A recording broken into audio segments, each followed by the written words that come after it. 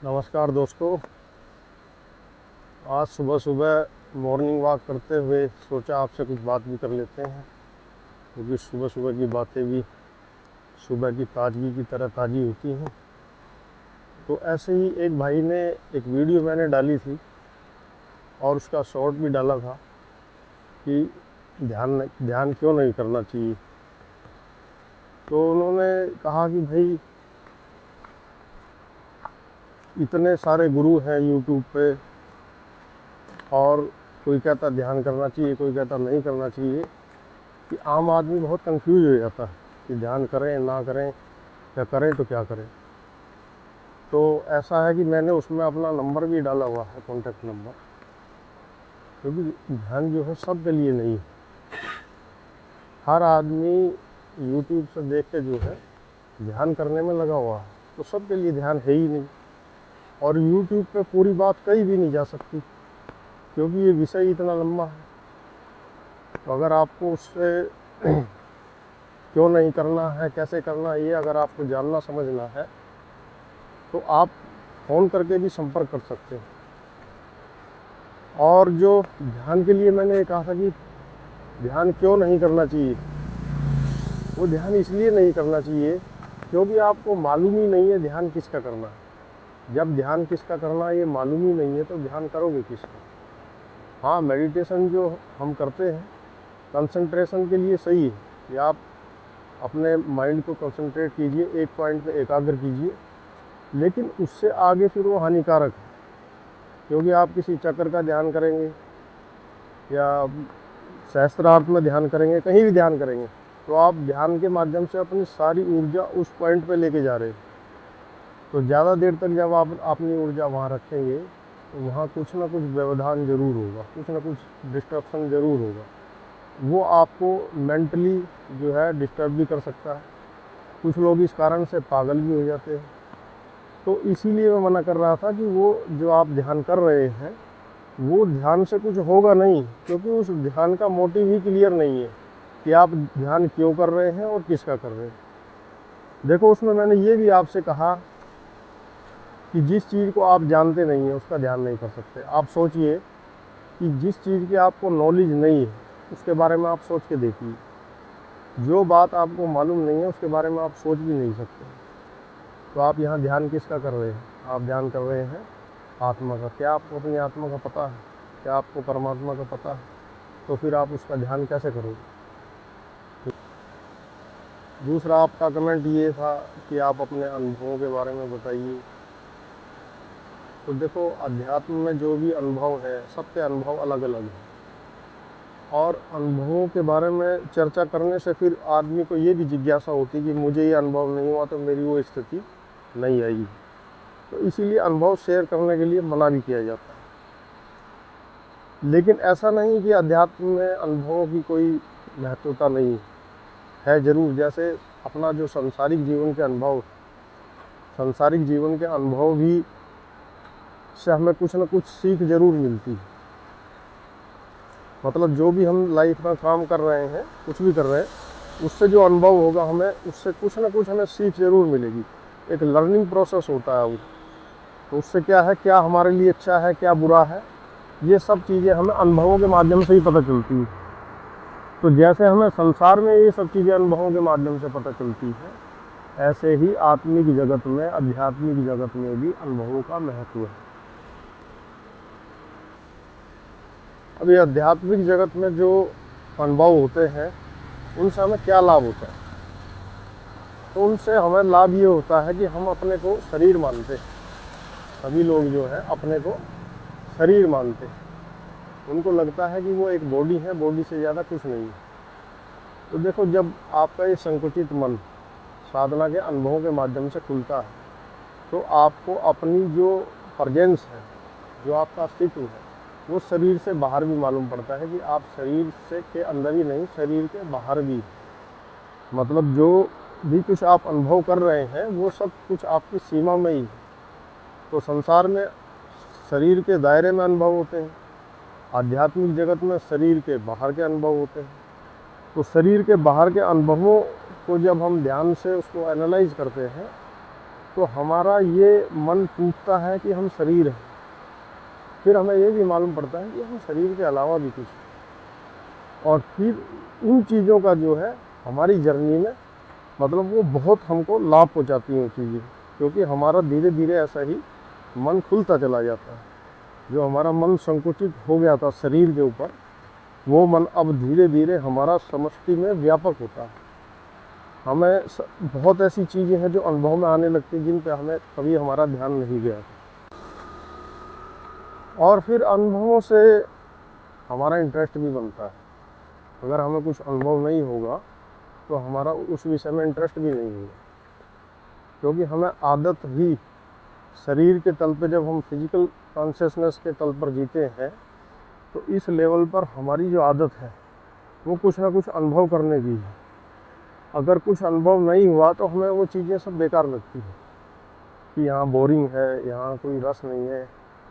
तो इसलिए अध्यात्म में भी आदमी अनुभव ही ढूंढता है, क्योंकि मन तो उसका एक ही है ना। अगर मन आपका सांसारिक हो चाहे आध्यात्मिक हो, मन का काम ही अनुभव करना है।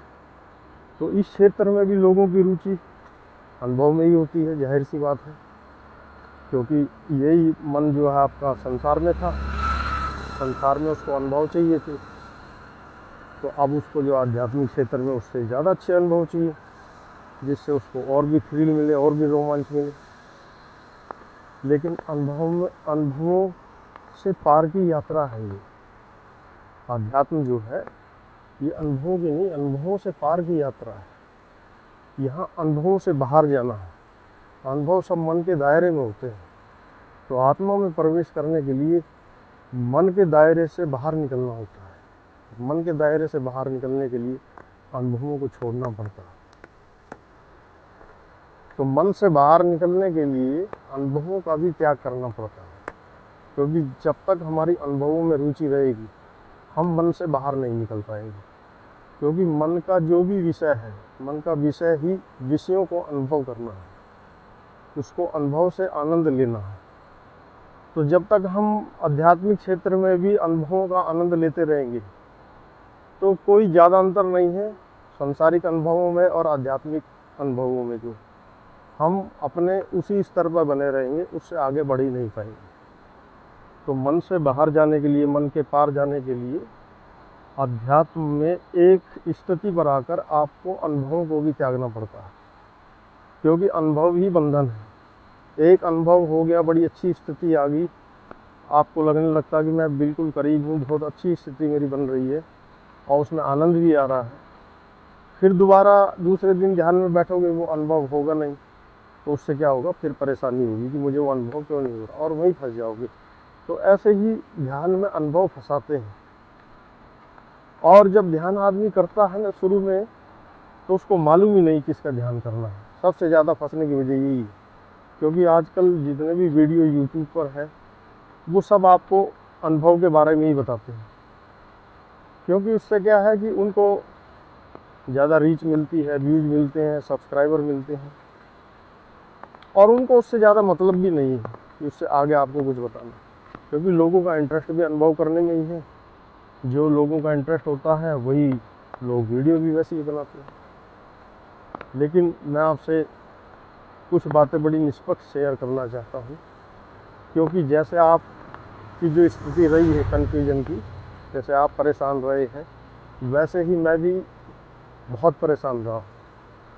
और मेरा तो मानना और जानना यह भी है कि जो सांसारिक डिप्रेशन है ना, स्पिरिचुअल डिप्रेशन उससे कहीं ज़्यादा इंटेंस है। मतलब उसकी इंटेंसिटी का लेवल आप समझ ही नहीं सकते, बहुत ज़्यादा इंटेंस है। क्योंकि ये है कि यहाँ तो बात ही उसकी हो रही है जो अज्ञात है, जिसका हमें पता ही नहीं है। जिसका पता नहीं है, जो लापता है, उसे कैसे ढूंढें। सबसे बड़ा डिप्रेशन तो यही है। फिर मन से बाहर निकलने का डिप्रेशन, फिर अलग अलग अनुभवों का डिप्रेशन। लोग सारा दिन बैठ के अपने अनुभव ही शेयर करते रहते हैं और एक विशेषता अपने अंदर अनुभव करते रहते हैं कि मेरे को ये अनुभव हुआ तो मैं विशेष हूँ, मेरी स्पिरिचुअल प्रोग्रेस बहुत अच्छी हो रही है। तो ये है सब चीज़ें मन के दायरे में ही, मन से बाहर नहीं है। तो इसीलिए जब आपको मन से बाहर निकलना है तो अनुभवों को भी छोड़ना पड़ेगा। अनुभवों का एक एक एक स्थिति पे आके अध्यात्म में अनुभव बाधा है, उससे ज़्यादा कुछ नहीं है। एक स्थिति पर आकर अध्यात्म में अनुभवों की कोई वैल्यू नहीं होती है। अनुभवों को त्यागना ही पड़ता है, और जब आप अनुभवों को त्यागते हैं तो फिर आपका वहाँ प्रवेश होता है, जहाँ पर सिर्फ आपके अलावा और कुछ भी नहीं है। समस्त रूप में सब जगह आप ही। वही स्थिति मन के पार की स्थिति। साधना में जब धीरे धीरे चलते चलते आपकी एक ऐसी स्थिति बनेगी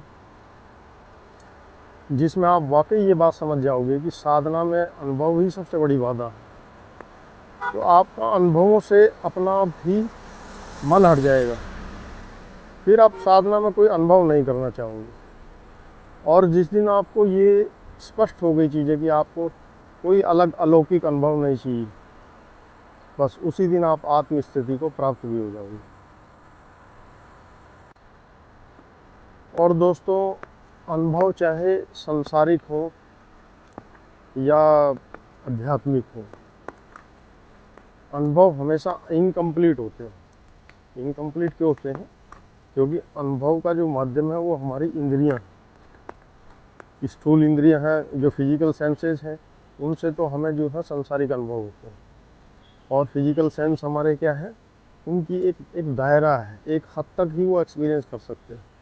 जैसे हमारी स्किन है, त्वचा है, तो वो एक टेम्परेचर से ज़्यादा अनुभव नहीं कर सकती।